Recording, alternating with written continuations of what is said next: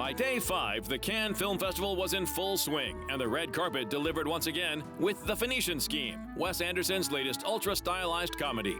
The ensemble cast, including Benicio del Toro, Benedict Cumberbatch, Mia Threepleton, Michael Cera, and Charlotte Gainsbourg, brought quiet elegance to the quartet.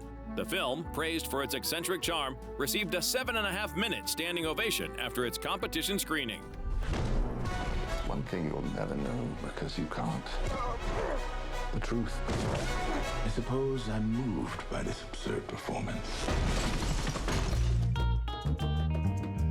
The festival also continued to shed light on more intimate stories. One standout, My Father's Shadow, directed by Akinola Davies Jr., and part of the Un Certain Regard section. It marks the first Nigerian film in Cannes' official selection. The story, set in Lagos during the tense 1993 elections, explores generational estrangement and emotional legacy. You know what? Go and wear your clothes.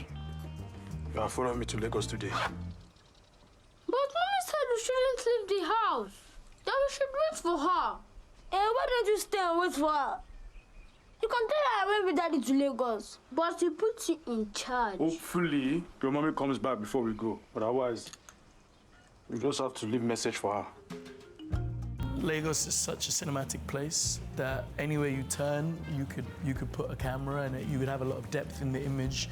And I think ultimately, we really wanted to show how some of those images can be quite brutal to someone who's not from that place, or even someone who's from that place. But really, we wanted to give you the Lagos that we know, that we see, that we can recognize, and we hadn't really seen too much of that on screen.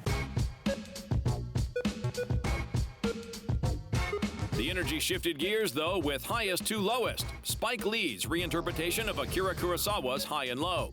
Premiering out of competition, the film features Denzel Washington and A$AP Rocky in a sharp satire of class, justice, and modern society.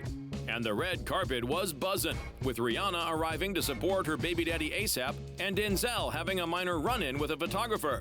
Still, the night was glamorous, capped by a surprise honorary Palme d'Or for Washington. And the hard times will come from the good times, the hard times will come from success, the hard times will come from the money, and the mayhem follows.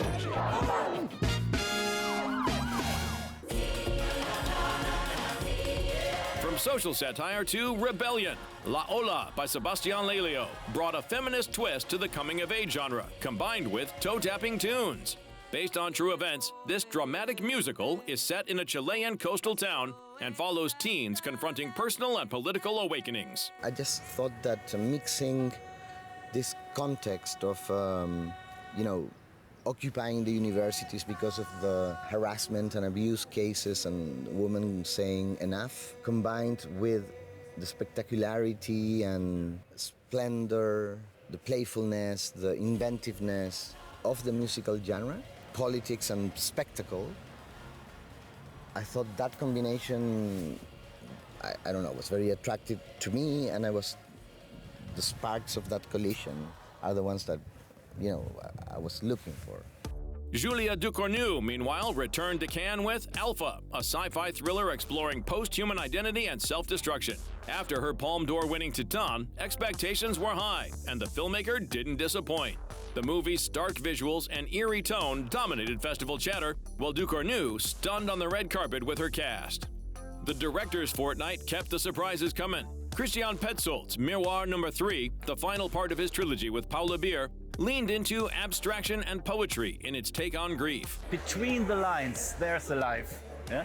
And when I made this movie, I said to the cast and to the ensemble and also to the editor, let's throw out everything which is, so that there will be more space, more wind, more fresh energy between the pictures and not under the pictures. All right.